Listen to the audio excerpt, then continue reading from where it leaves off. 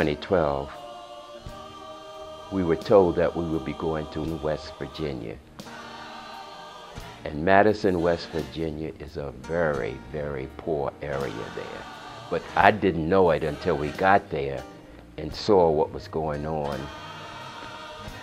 We went there because God told us to go, and we were supposed to go to a certain area and pray, and then we were supposed to go to another area and just minister to the people. So that's what we did.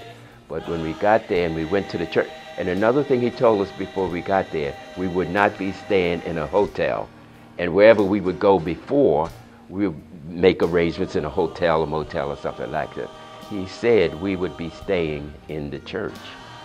And this is what happened when we got there. This was the first experience for us for doing something like this.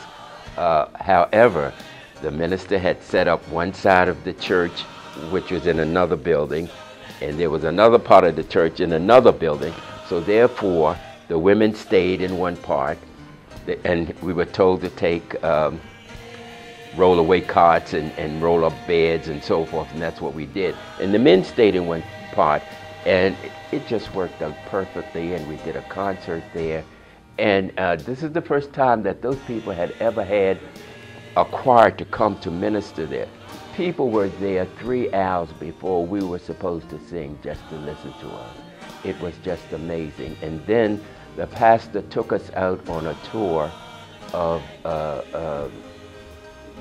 the poor area, which I would say, it was a trailer park. And when he took us up there because he didn't think the bus would be able to get up into all those areas because it was just so rocky and no pathway up there at all. But he took us up there, and what we saw, it just broke our hearts because people were so poor. The trailers were all broken down, the windows were broken out, but people were living in these places. It made your heart bleed when you see them living like that. And also, coal mining is the only industry there, and they're getting ready to close up. And people came to tell us as we ministered and said, we don't know what we're going to do. One family was just laid off. He has 6 kids, and he doesn't know where he's going to get money to take care of his family and all. And the coal mining industry was paying each family $100 a week to keep them from filing for unemployment because they would get more money that way. And those, it just broke our hearts when we saw what was going on there. And as a result of that, when we got back, one of the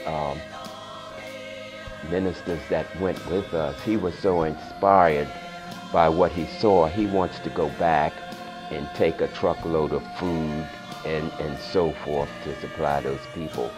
But the choir's not going to go back as a choir. But he has started working on that to see if he could go back and help those people out. But it was just a sad situation there. And it made me wonder, why isn't the government or the state or the city trying to do something to help those people?